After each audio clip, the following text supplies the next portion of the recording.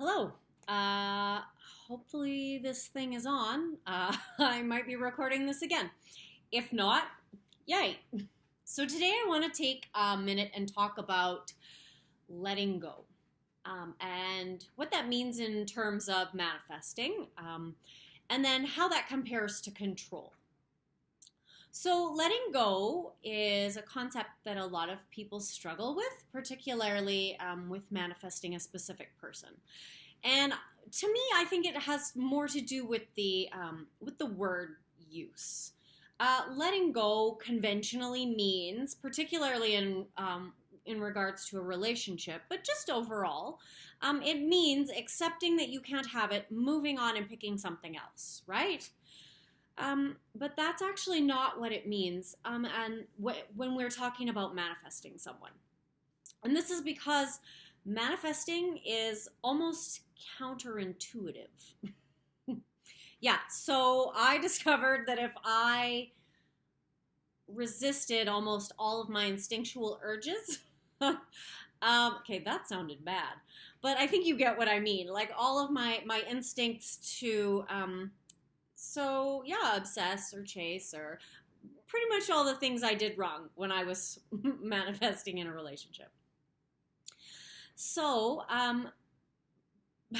that's completely off topic, but okay. So normally we look at letting go, and that means forgetting about it and picking something different, right? So when we manifest, we are actually not letting go of um, our specific person. And so I'm going to direct it to that. But this actually relates to money as well. And so I'm going to give you a blanket explanation as to why, and then I'm going to redirect back to specific person. So overall, we let go because when you are not letting go of something, it demonstrates a few things: that you don't trust the process. So manifesting is about faith and trust. It also demonstrates that you are using your manifestation to fix your life. So if you have a problem with your life and you want to bring your manifestation in, you actually end up blocking your manifestation, because manifesting is about focus. And so the minute you are focused on something, but you are using it to solve a problem, and by that I mean to make your life better, it becomes the solution for your life, you're actually focused more on the problem in your life. So hopefully that makes sense. But ideally, the minute you think that something is a solution, you're focused on having a problem. And manifesting is not about what you want. That is where it starts, but it's actually about who you are or what you have. So we create by embodying the person who has it, or the person who is it, or the person who does it, and that is what brings it into our experience. And I could get into that, but that's another topic. So back to letting go. The reasons we let go is because if you are focused on something as the solution to your problem, and it's the only option you're really willing to consider, then you've already basically implied or presupposed that you have a problem and that you need to fix it. So you're now focused on the problem. And so this is why I always suggest that people embrace the things they resist. They really embrace their resistance. Most people don't like that idea, but there's a method behind my madness. Another strategy is to really become, and it's kind of the same thing, sorry, to really become grateful for the thing that you don't like, for the problem you want to solve. Really become grateful, because not only does that begin to train your mind to focus and see the positive things so that you can draw in more positive things and notice more positive things, but it also raises your vibration. It also takes the negative charge off the thing you don't want. Because I did a video like this before, but just to summarize, if you have a thing that you want and a thing that you don't want, the thing that you want has a negative or positive charge, and the thing you don't want, it's already in your mind and it has a negative charge. So you focus on both, and they kind of neutralize themselves out. So anyway, I'm getting off topic.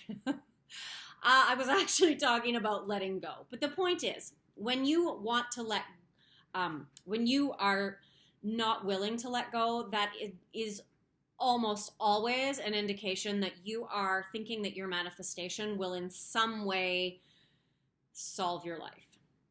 So, letting go. This means to just let go of fear, right? Fear indicates that we don't have it, and manifesting is about faith. I'm pretty sure I just already said that and I'm repeating myself. So we let go of control, because controlling the situation is not manifesting. And then at the end of the video, I'm actually going to show you the effect of control and why it's not helping. And the same as chasing. Chasing and control kind of are in the same boat. And I'm going to talk about that as well. You want to let go of like all the checking and the wishing and the hoping, because manifesting is about making a decision. So if you're checking, you're not showing faith, and you're trying to control the situation, possibly sometimes by manipulating. Maybe you might not be, but some people are. And then the checking demonstrates, as I said, fear. So letting go means letting go of fear. It means letting go of control. It means letting go of chasing. It means letting go of hoping and wishing. I feel like there's something else that I'm forgetting, but that's okay. So fear, manifesting is about faith. So the minute you have fear, you're out of alignment with faith. You're off course from your manifestation, because you get what you want, and if you have it, you don't fear not getting it. Hoping and wishing, manifesting is about making a decision. When I decide to go to the grocery store, I don't hope and wish that I'm going to get there. I just go. Even if I end up hitting roadblocks and having to take detours, I still go to the grocery store, and the first roadblock doesn't make me think, oh crap, it's not going to happen. There's a reason I've drawn up my hands. Don't worry, I'm going to get to it. So checking, that goes back into fear. And control, well, manifesting is about going with the flow. So faith and control they don't align. So those are the reasons that you let go, is because, and here, this is why I've drawings. So this is the other reason that you let go. We have energy fields around our bodies. Your aura extends roughly, let's say, an arm's length beyond your body.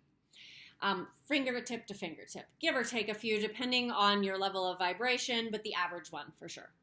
The Heart Math Institute has demonstrated that we have a magnetic field. Our brains give off electrical signals. So as a human being, you have an electromagnetic field. Now, these fields, they repel one another. You felt this anytime you've been in the company of someone who kind of gave you the heebie-jeebies. They merge, and this is entanglement. And they interact with one another. So that's why you can walk into a room, and the mood of a person can either bring your mood up or bring your mood down. And that is why, if we can really learn to balance our own energy fields, we can actually begin to affect the people around us. But again, I digress. So the reason that we let go is, so here and here are two people in a relationship. Okay, so they have got an energy field around them. And when they're in a relationship, their energy field merges. Their chakras are interacting, so on and so forth. All their energy is intermingling. Now, anyone that's ever been in a breakup knows, I was trying to see over this couple here, they're sitting up too high. Okay, so anytime anybody that's been in a relationship knows that as someone pulls away, you feel that. And because this is the energy field interacting, and we actually feel that. And so when someone pulls away, and I believe in psychology it's called push-pull or rubber band, and so one person moves away, and this person, feeling the distance, wants to close the gap, and they go this way. But this person moves farther. And so, and as they move farther, this person pulls in. But if this person, when this one pulls away, if this one stands here, and this is where the nuance comes in, because this isn't always a physical thing. This is an energetic thing. This is the way that you think of someone. They feel that. And so that's why it's important to change the energy around the way you think of someone in order to change how they feel. But if this person pulls away and this person stands here and is centered, this person feels that and moves back. Okay, cartoon time over. So that is the reason that we let go. And most of the time, or not, I guess not most of the time, a lot of the time, this is the reason for suggesting no contact. Because this person needs no contact in order to center themselves, because their energy is reaching, trying to connect again. And so they need that time to center themselves. And each time they are in contact, the energy connects, but this one is pulling away, right? So every time this one contacts this one pulls away. But this one is constantly feeling pulled to contact because they feel that energy gap. So no contact helps you get centered. Because even if you are not speaking about them or speaking to them, if your thoughts and emotions are still in a longing, lackful place, this person can feel that because your energy fields have been entangled. Okay, so now I'm going to demonstrate why also the reason to let go and how control can kind of come into play here. Often control comes up because of fear. In fact, I would say control is always a response to a fear. Now, try this with me.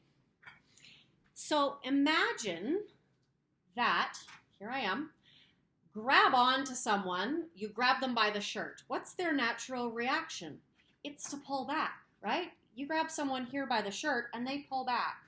And so what does that cause you to do but hold on tighter? In fact, it causes you to want to pull them to you, which causes them to pull back. It's very much a demonstration just like this. And if you doubt that, go up to someone and grab them by the shirt and see how they respond and see how it feels in your body when you do that. Because as they pull, you want to hold on tighter. And so this is why letting go, in essence, is also letting go of the rope.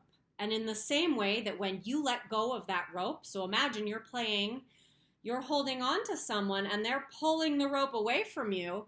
The minute you let go of the rope, not only do they fall, that's maybe not the best part, but that doesn't actually happen in this case. But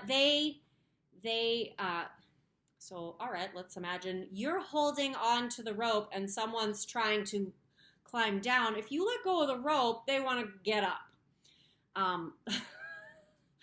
That's a really morbid example.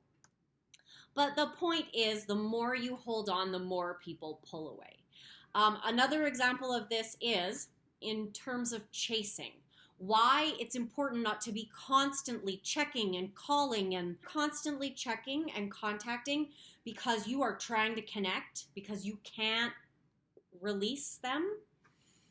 That is the chasing. And so what happens with chasing? Children naturally, and adults are no different, when one child, say, is playing in the sandbox. They're kids, so they're not as big as my hand. The second child immediately starts chasing them, and even if they're not playing together, the child in the sandbox sees this one and starts to run. It's the natural response. Animals will do it as well. So this is why it is important not to chase. Unless you're trying to hunt your food, chasing is not going to get you what you want. Okay, so I think I've come up with all the demonstrations I can for why it's important to let go, what letting go actually is, and where it comes from, and why it actually creates resistance between you and what you want if you don't let go. So I invite you to ask any questions you might have. I feel like I tried to make that as clear as possible, animations and all. But I look forward to any questions you might have to help that I can clarify, because I understand that trying to explain it in a condensed way, you can miss some of the nuanced details.